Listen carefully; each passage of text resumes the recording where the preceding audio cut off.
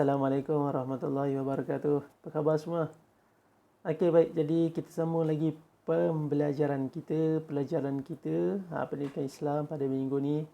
Kita masuk bab sirah, sirah Nabi sallallahu alaihi wasallam. Okey. Dan kita dah masuk kepada unit yang ketiga. Bab yang ketiga, tajuk yang ketiga dalam bab sirah ni iaitu apa dia? Nabi Muhammad sallallahu alaihi wasallam sahabat sejati. Nabi Muhammad sallallahu alaihi wasallam sahabat sejati. Okey, Nabi Muhammad sallallahu alaihi wasallam ni dia dikelilingi oleh ramai para sahabat dia. Ramai para sahabat Nabi. Okey, dan sahabat Nabi ni adalah orang yang sangat hebat lah. Orang yang sangat hebat. Dan dalam tajuk ni kita nak tengok beberapa orang sahabat Nabi, di kalangan sahabat Nabi itu. Kita nak kenal beberapa orang di kalangan mereka yang hebat-hebat tu. Okey, yang pertama, tengok dalam konteks kita ni. Yang pertama, sahabat Nabi yang hebat tu adalah Abu Bakar As-Siddiq. Okey, namanya Abu Bakar As-Siddiq. Tengok petak yang pertama tu dalam konteks. Okey, dia diberi gelaran As-Siddiq. Kenapa diberi gelaran As-Siddiq? Dia diberi gelaran As-Siddiq disebabkan dia ni sentiasa membenarkan apa yang Nabi bawa, apa yang Nabi cakap. Dia sentiasa membenarkan dan dia tak pernah tak pernah menafikan. Dia sentiasa membenarkan apa yang Nabi bawa. Sebab itulah dia digelarkan sebagai As-Siddiq, Abu Bakar ni. Kemudian dia sahabat yang terawal memeluk Islam.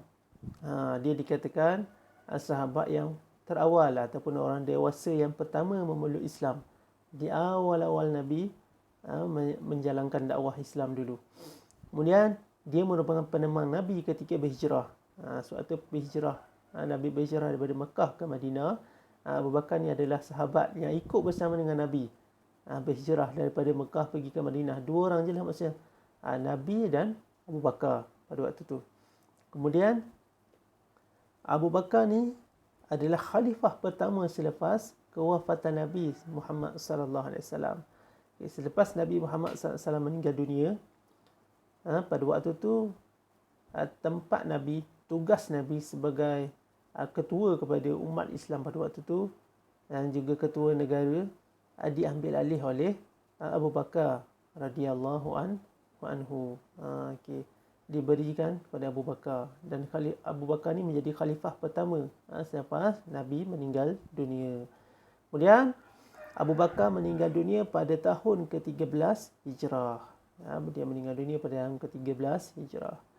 Okey, kita tengok sahabat yang kedua.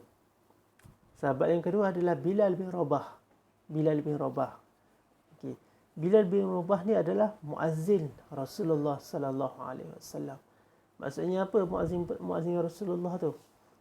Ketika disyariatkan ataupun diperintahkan untuk bersolat, waktu tu untuk memanggil orang bersolat ni adalah tugas Bilal. Bilal lah yang orang yang melaungkan azan tu untuk memanggil orang sembahyang. Dan sampai ke hari ini, siapa-siapa yang melaungkan azan di masjid-masjid, di surau-surau, pasti kita panggil dia Tok Bilal kan. Tok Bilal bersempena dengan nama dia ni lah. Sempena dengan nama Bilal bin Rabah. Okey. Kemudian dia hamba terawal yang memeluk Islam. Dia seorang hamba. Dia hamba yang terawal yang memeluk Islam. Dijemur di padang pasir dan diletakkan batu yang besar di atas dadanya. Itu adalah siksaan yang diterima oleh Bilal bin Rabah yang dihukum oleh tuannya pada waktu itu selepas dapat tahu dia memeluk Islam dan mengikut ajaran Nabi Muhammad sallallahu alaihi wasallam. Kemudian dia menyertai perang Badar. Dia menyertai perang yang pertama dalam Islam iaitu perang Badar. Kemudian meninggal dunia pada tahun ke-20 Hijrah. Kemudian sahabat yang seterusnya siapa? Sumayyah binti Khayyat. Sumayyah binti Khayyat. Siapa Sumayyah ni? Sumayyah ni adalah wanita pertama yang mati syahid. Sumayyah ni adalah wanita pertama yang mati syahid. Sumayyah ni terkenal lah Sumayyah ni. Ada dalam lagu nasyid pun ada nama Sumayyah ni. Dia adalah wanita pertama yang mati syahid, ibu kepada Ammar bin Yasir. Anak dia namanya Ammar bin Yasir. Anaknya pun hebat juga. Hebat juga.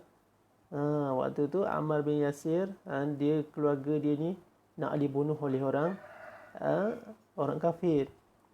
Pada waktu tu Ammar saja yang tidak dibunuh, sebab Ammar ni dia mengaku dia mengikut agama kafir semula, tapi dalam keadaan benci. Maksudnya dia dipaksa untuk keluar daripada Islam, dan ibu dan ayahnya ni tetap berkeras dengan Islam.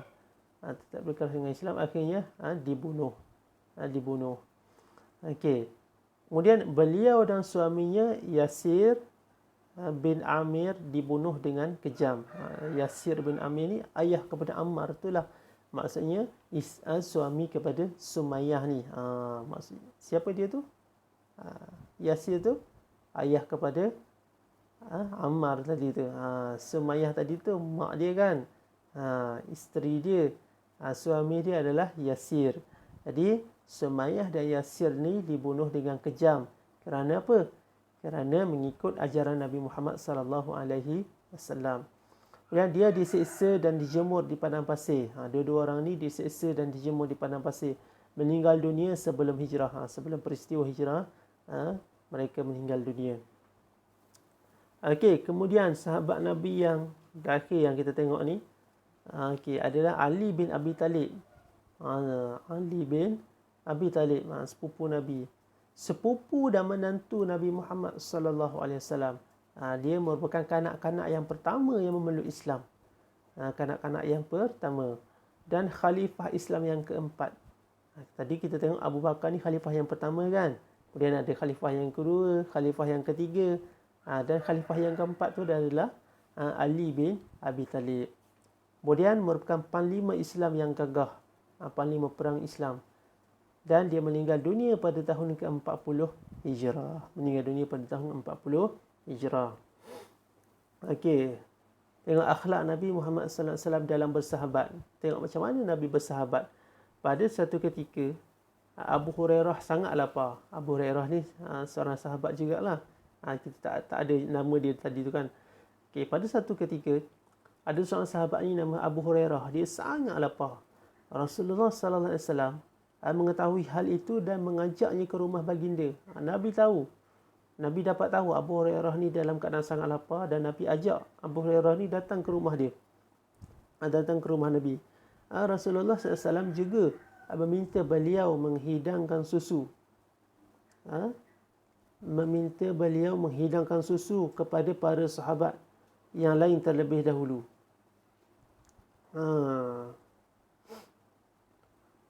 Rasulullah meminta beliau menghidangkan susu kepada para sahabat yang lain terlebih dahulu. Kemudian barulah Rasulullah SAW meminum susu yang masih berbaki di dalam bekas itu. Jadi pada waktu tu Nabi diajak para sahabatnya datang ke rumah. Termasuklah juga Abu Hurairah tu. Sebab Abu Hurairah dalam keadaan lapar. Kemudian diberikan segala susu untuk diminum. Hidangkan susu. Kemudian susu tersebut dalam bekas tersebut, Nabi minta para sahabat dulu yang minum. Semua para sahabat Nabi ni dah minum susu, sampailah yang terakhir Nabi yang minum susu. Semua yang minum susu tu semua dah kenyang dah, tapi susu tu tak habis. Maksudnya sahabat ni dia tak habiskan pun susu tu. Dan susu tu pun sahabat minum sampai kenyang pun susu tu masih ada lagi. Sampailah orang yang terakhir yang minum tu siapa? Nabi Muhammad sallallahu alaihi wasallam. Susu tu masih ada lagi. Itu antara peristiwa yang hebat lah, yang berlaku pada Nabi. Kemudian, jadi apa kesimpulan daripada kisah-kisah di atas yang kita baca tu, kisah-kisah sahabat Nabi tu? Nabi Muhammad SAW sangat memahami para sahabat baginda. Nabi sangat faham keadaan para sahabat dia. Dia sentiasa prihatin terhadap para sahabatnya. Suka mengutamakan para sahabat. Nabi sentiasa mendahulukan para sahabatnya. Macam tadilah, lapar tadi kan. Nabi bagi sahabat-sahabat dulu minum susu. Nabi ni yang last sekali baru dia minum. Dan Nabi Muhammad SAW sangat berendah diri. Nabi tidak sombong. Sebab itulah para sahabat Nabi ni dia sangat jatuh cinta kepada Nabi.